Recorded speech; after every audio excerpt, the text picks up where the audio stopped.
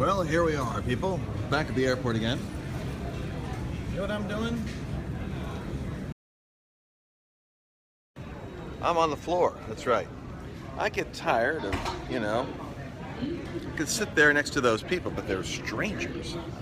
Now I just kind of lean up against the wall here, get my coffee. On the road again. On the road again. Off doing a big economic or some kind of a strategic apostolic type meeting in Canada. I think John Kelly and Dennis Peacock are going. You know who they are? They're good guys. I just did a conference with them in Dallas. It's kind of strange when you travel around. There's the airport. And anyway, greetings Ohio and Fort Mill and Canada. You know, I have these flags I put on my advertisement today for this broadcast. And I have to admit, I couldn't remember what Canada's flag looked like. Now, don't get mad at me, because I forget the names of my close friends and acquaintances. But the Canadian flag, but I picked some other flags, and I need you guys to look at those flags. What country has the evergreen tree? You know how, like, Christians are always, like, Dutch Sheets is talking about that, what's waving the flag, the banner of, anyway, an evergreen tree is involved with it. You know, an appeal to heaven, I think it's called. But whose country is the evergreen tree? Is that Boca Raton? I mean, somebody explain to me what country has that evergreen tree. And also, I put some other trees, other flags, and I thought they were interesting looking. And if anyone can explain what they are, I would appreciate it. Want to go to Uganda? Someone's asking me if they have a nice flag. I'm trying to tell you guys. I'm really superficial in my choices. If the flag looks interesting, I go. That's the deal this year. And so, yeah, not a state flag. Don't confuse me. I can't even figure out countries yet. China's the only one. They have the red dot, right? Or is that Japan? Hey, here's one. I put one on. You guys can check it out. It's in the front of my broadcast. You know where you put the emoticons? Who has the United States and they knocked off our flag and stuck one star on it? Is that Puerto Rico? I'm serious. It makes me think it might be Puerto Rico. I think they took the American flag image, and for the state of Puerto Rico, they put one star in it. I'm curious about that one. If someone can tell me, Lebanon is the tree, Japan is the sun. Oh, it's Japan, not China. And Canada's flag's a maple leaf, of course. Not to be confused with Colorado's, which is a marijuana leaf. All right, maple leaf. I got it now. Sure. Well, sitting on the floor, I get to examine a lot. Some people are people readers. I am pants and legs readers. See, look at this. I can see people's. I can observe them from an angle most people miss. So anyway, I said yes to a trip to England and Scotland, and my staff's a little questioning my judgment on it. I might have got a little excited. I heard there's 200 or 300, or at least 50 to 60 new churches that are connecting with Rick Joyner, and I love prophetic churches. And then I met these really cool prophet ladies from Scotland, and they're going to be good friends of ours in the future. And I just thought, England, Scotland, cool, huh? And then, I know the Trump Meister, his mother's from Scotland, and there's some kind of connection there to John Knox. He's got that kind of feisty Reformation, flashpoint personality. So, yeah, Cruz is really hitting the delegates of Trump, because Cruz has always been smarter. I mean, Cruz is like the smarty pants younger brother who knows how to do stuff, and, Trump's like the big brother who's president of student council, threw great parties. And, yeah, Cruz is taking the delegates down there. He's got a great ground game. But the real question is, and this is what I want you guys to pay attention to, is pay attention. I'm coming in close now for this one. Pay attention to this one. We have to unify the Cruz and Trump people. The Cruzers and the Trumpaholics are going to have one hangover after this convention. So I'm already creating the unity broadcast. Now get this, you guys are going to love this. I'm bringing together national leaders and think tank leaders from Washington to Dallas after the convention, and I'm going to be at the convention. I think I'm going to be able to get in. I'm really working the Magoo factor right now to worm my way in to the convention so I could do on-the-floor coverage. If any fights break out, I'll periscope them to you. You'll be right in my phone will be flying up in the air. You'll be right there in the front lines of it. We'll be like Caesar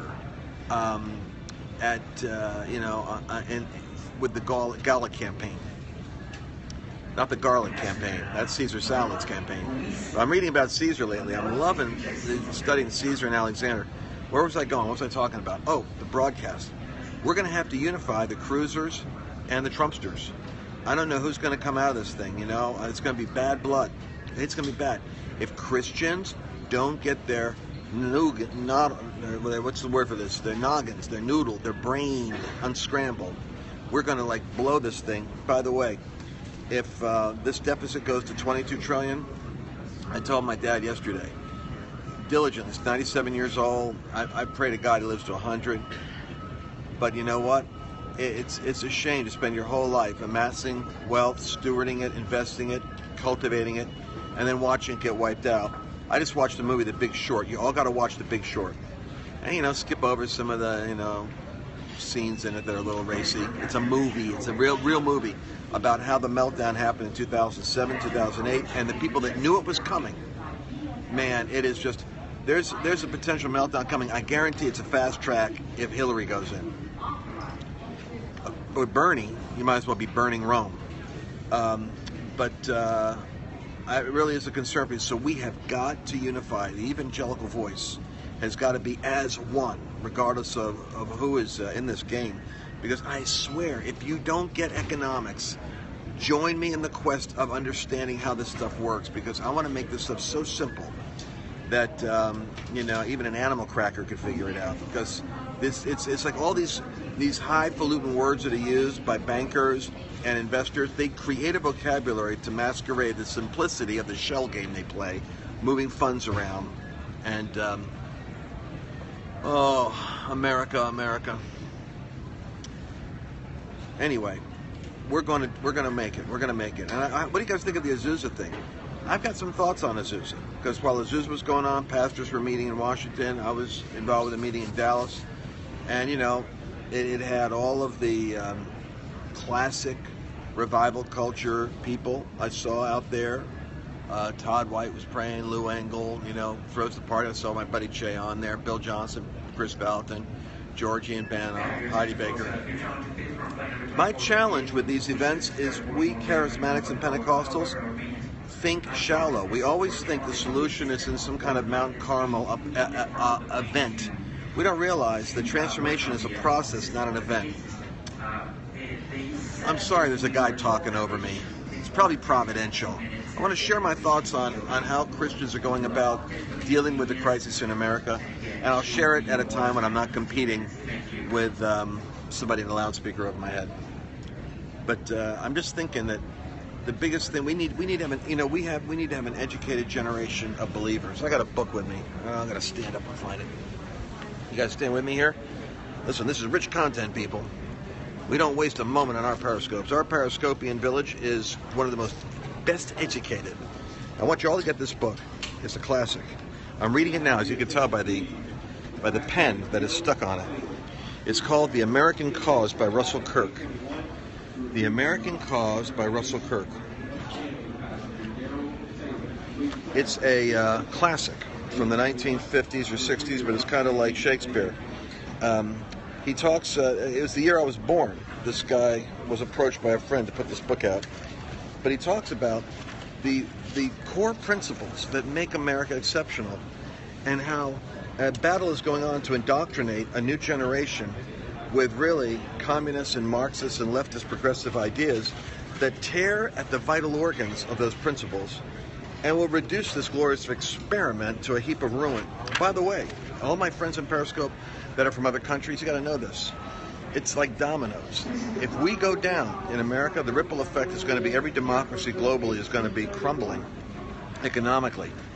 And it's the despots, the totalitarian states, other states that are state-run and controlled that perhaps have a better chance of recovery because democracy requires participation. And once chaos hits, it's kind of hard to put it back together. But it's the idea is liberty with law with liberty. Liberty and law go together.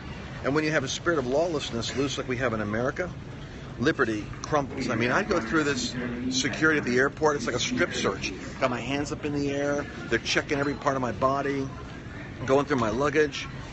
Can't bring a bottle of water. You know why? Because of lawlessness from people that got into our country and destroyed it. The same thing is happening now. Ideologies are getting into America from within America that are destroying the liberties we have, and it's coming fast. That's why we're going to be doing a unity broadcast, a Christian unity broadcast. It's coming up soon. And they're boarding. I better get in there now or I'll miss my, I'll be fighting with the rabble to get on my seat. Talk to you later. Bye-bye.